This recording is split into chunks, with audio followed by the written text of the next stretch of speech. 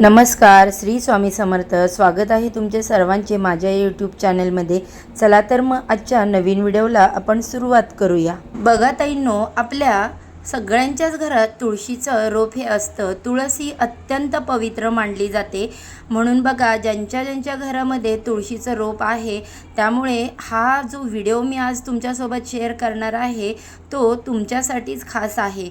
तुळस सुखी तर घर सुखी असं आपल्याकडे पूर्वजांपासून म्हटलं जातं. तुमच्या घरातील तुळससुद्धा नेहमी हिरवीगार, टवटवीत आणि भरभराटीची राहावी असं तुम्हाला वाटतं का?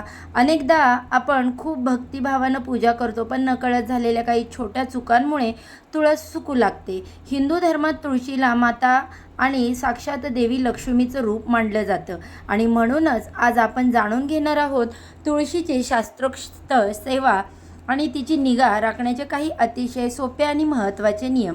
हा व्हिडिओ शेवटपर्यंत पहा, कारण आजची ही माहिती तुमच्या घरातील सुख समृद्धी वाढवणारी ठरणार आहे. सुरुवात करूया आता या व्हिडिओला. सकाळच्या सेवेपासून सकाळी स्नान करून स्वच्छ वस्त्र परिधान केलं की तुळशीसमोर सुंदर रांगोळी काढावी आणि तिला नमस्कार करावा. तुळशीला पाणी घालताना घाईघाईने न घालता अगदी संतपणे मुळाशी पाणी अर्पण करावं. आणि आता नुसतं पाणी अर्पण करायचं का? तर नाही. तुळशीला पाणी अर्पण करताना आपण तुळशी मंत्राचा जप करू शकतो, जसे महाप्रसाद जननी सर्व सौभाग्यवर्धिनी आधिव्याधी हरानित्यम तुलसीत्व नमोस्तुते हा एक मंत्र आहे. आणि दुसरा सोपा मंत्र म्हणजे ओम सुभद्राय नमः हा अगदी 2 अक्षरांचा मंत्र आहे. आणि तिसरा सोपा मंत्र भगवान श्रीहरी विष्णूंचा ओम नमो भगवते वासुदेवाय नमः. आता तुळशीला पाणी घालताना तांब्याच्या किंवा पितळेच्या भांड्यातून जल अर्पण करावं आणि पाणी थेट पानांवर न टाकता तुळशीच्या मुळाशी घालावं. शक्यतो सकाळी स्नान करूनच तुळशीला जल अर्पण करावं. याही व्यतिरिक्त आपण ओम तुळशी नमः या मंत्राचा सुद्धा जप करू शकता. त्यामुळे मनाला प्रचंड सकारात्मकता मिळते असं सांगितलं जातं. बघा ताईंनो, अनेकदा घरांमध्ये तुळशीला पाणी घालताना त्यात थोडं कच्चं दूध मिसळलं जातं, कारण धार्मिक दृष्टिकोनातून हे अत्यंत शुभ मानलं जातं. मात्र आता एक गोष्ट लक्षात ठेवावी की दुधाचं प्रमाण खूप जास्त असू नये. फक्त काही थेंब दूध पुरेसं असतं. एका तांब्याच्या भांड्यामध्ये आपण जर पाणी घेतलं तर त्यामध्ये 2 थेंब दुधाचे टाकावे. दुधाचे प्रमाण खूप जास्त असू नये. जास्त दूध मातीत साचल्याने तिथे बुरशी निर्माण होऊ शकते आणि मुळं खराब होऊ शकतात तुळशीची. म्हणून श्रद्धा आणि शास्त्र याच्यासोबत झाडांचे आरोग्य देखील जपणं आपली जबाबदारी आहे. आता काही घरात फिकट हिरव्या पानांची तुळस असते, ज्याला रामतुळस असे म्हणतात, तर काहींच्या घरात गडद जांभळट पानांची श्याम तुळस असते. मात्र दोन्ही तुळशीत काहीही संभ्रम ठेवू नये. दोन्ही तुळशी तितक्याच पवित्र आहेत. तुमच्या घरात जी कोणती तुळस असेल तिची पूजा समान श्रद्धेने करा. आता तुळशीला जेव्हा आपण जल अर्पण करतो आणि हे जल वाहून झालं तर तुळशी वृंदावनाला आवर्जून हळदी कुंकू आणि अक्षता अर्पण कराव्यात. त्यामुळे देवी लक्ष्मीची कृपा आपल्या कुटुंबावर राहते अशी श्रद्धा आहे. त्यानंतर तुळशीला 3, 5, 7 किंवा 11 प्रदक्षिणा आवर्जून घालाव्या आणि प्रदक्षिणा घालताना विष्णूंचं नामस्मरण करा किंवा मंत्रजप आवर्जून म्हणावा. आपण 108 प्रदक्षिणा घालून भगवान श्रीहरी विष्णूंचा नामजपसुद्धा करू शकतो. अशी तुळशीची उपासना देखील तुम्ही करू शकता. आता महत्त्वाचा मुद्दा, धर्मशास्त्रात तुळशीची पानं तोडण्याचे काही नियम आहेत. विना स्नान तुळशीला हात लावू नये.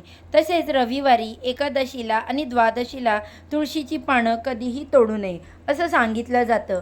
जर तुम्हाला दुसऱ्या दिवशी पूजेसाठी किंवा नैवेद्यासाठी पानं लागणार असतील तर ती आदल्या दिवशी म्हणजे शनिवारी किंवा आदल्या दिवशी तिथीला स्वच्छपणे काढून ठेवावीत. त्यामुळे धार्मिक नियमांचे पालनही होतं आणि झाडाला इजाही होत नाही असं सांगितलं जातं. आता तुळशीला मंजुळा किंवा मंजिरी आल्या म्हणजे तिची फुलं आल्यावर अनेक जण तशीच ठेवतात, पण तज्ज्ञांच्या मते आणि बागकामांच्या दृष्टीने तुळशीला आलेली मंजिरी वेळेवर काढणं हे खूप गरजेचं मानलं जातं. झाडाची बरीच ऊर्जा वीज तयार करण्यासाठी खर्च होते असं म्हणतात. मंजिरी काढल्याने ती ऊर्जा नवीन पानं आणि फांद्या वाढवण्यासाठी वापरली जाते. त्यामुळे तुळस अधिक दाट आणि हिरवीगार राहते. पण हो, मंजिरी काढताना त्याचा अपमान होणार नाही याची काळजी घ्यावी.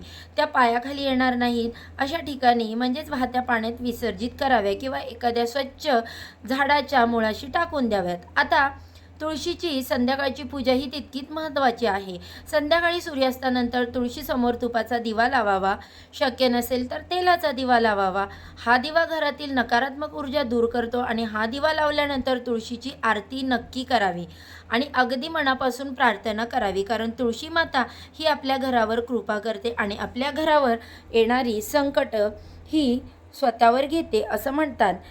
त्यावेळी आपण तुळशीला प्रार्थना करू शकता की हे तुळशी माता, आमच्या घरावर तुझी कृपा कायम ठेव, घरात सुख शांती आरोग्य आणि समृद्धी नांदू दे असं म्हणून प्रार्थना करावी. मात्र रात्रीच्या वेळी तुळशीला अजिबात पाणी घालू नये आणि पानंही तोडू नयेत. तसेच तुळशीभोवती जी परिसर आहे तो नेहमी स्वच्छ ठेवावे. तिथली सुकलेली पानं किंवा तण वेळोवेळी काढून टाकावं. एवढंच नाही तर तुळशीला कधीही रागाने किंवा अस्वच्छ अवस्थेत हात लावू नये, तिला प्रेमाने जपावं. तर बघा ताईंनो, तुळशीची सेवा ही केवळ एक धार्मिक परंपरा नाही तर एक पवित्र वनस्पतीची प्रेमाने घेतलेली काळजी आहे. योग्य प्रमाणात पाणी आणि पानं तोडण्याचे नियम आणि मंजिरी वेळेवर काढणं या छोट्या छोट्या गोष्टी असल्या तरी तुळस ही माता लक्ष्मीच्या स्थानी मानली जाते. या सर्वांची काळजी घेतली तर आपल्या घरातील तुळससुद्धा छान वर्षभर भरू शकेल. तुम्ही तुमच्या घरातील तुळशीची कोणती विशेष सेवा करता हे मला कमेंट करून नक्की सांगा आणि तुळशीची शास्त्रोक्त पूजा कशी करावी या संबंधीची माहिती आपल्या मित्र आणि कुटुंबासोबत शेअर करायला विसरू नका. अशा प्रकारच्या माहितीपूर्ण व्हिडिओसाठी माझ्या चॅनेलला अजूनही सबस्क्राईब केलं नसेल तर सबस्क्राईब करा. नुसतं सबस्क्राईब करू नका तर बाजूला असणारे बेल आयकॉन देखील क्लिक करा, ज्यामुळे तुमच्या आवडीचे जे नवनवीन व्हिडिओ मी माझ्या चॅनेलवरती अपलोड करते त्यावेळेस त्याचे नोटिफिकेशन सर्वात आधी तुम्हाला मिळेल आणि तुम्ही माझे एक पण व्हिडिओ मिस करणार नाही. तर बघा, योग्य आध्यात्मिक मार्गदर्शनासाठी माझ्या चॅनेलला आत्ताच सबस्क्राईब करा. चला तर मग आजच्या व्हिडिओचा इथेच एंड करते. उद्या अशाच छानशा माहितीसोबत नवीन व्हिडिओसोबत पुन्हा नव्याने भेटू. सर्वांना श्री स्वामी समर्थ. ओम नमो भगवते वासुदेवाय नमः.